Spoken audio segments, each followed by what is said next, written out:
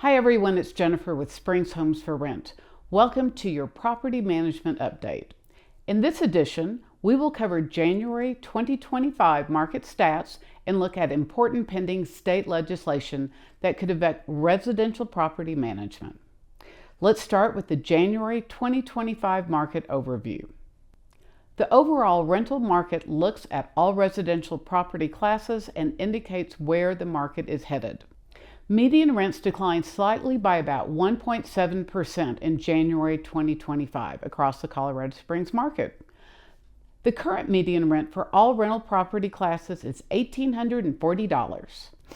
Over the past year, median rental rates have remained relatively stable, fluctuating within a range of about $136. Let's look at a 3-bedroom single-family home. This is the most popular single-family rental property class, so we like to use it as a benchmark. Median rent for a 3-bedroom home in Colorado Springs was $22.95 in January.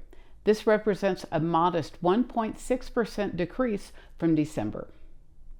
3-bedroom homes have shown more price variability with a $242 range over the past year. Overall, the rental market can be characterized as flat to slightly cooling. We do anticipate increased activity, though, as spring approaches. The Colorado State Legislature is back in session, and they're already working on bills that could affect landlord-tenant relationships. One important proposal to watch is Senate Bill 020, which focuses on enforcement of existing landlord-tenant laws. This bill would give the Attorney General explicit authority to bring civil and criminal actions against violations.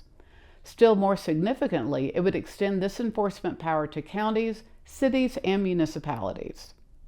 The bill also establishes a receivership option as a potential remedy when multifamily property owners violate applicable regulations.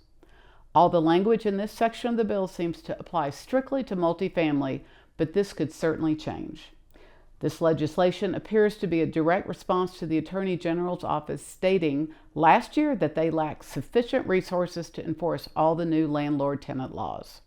By expanding enforcement capabilities to the local level, the bill could significantly increase scrutiny of landlord practices, as the responsibility would no longer rest solely with the state Attorney General.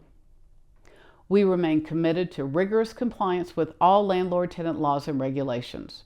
We have always prioritized legal and ethical property management practice, so legislation like Senate Bill 25-020 doesn't cause us much concern. However, we will continue to monitor this bill and others like it closely, keeping you informed of any developments that might affect your investment if they become laws.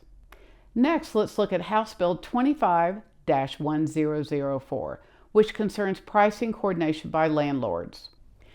In light of the current Federal Trade Commission and the State of Colorado lawsuit against Greystar Properties, this bill primarily targets larger multifamily institutional landlords.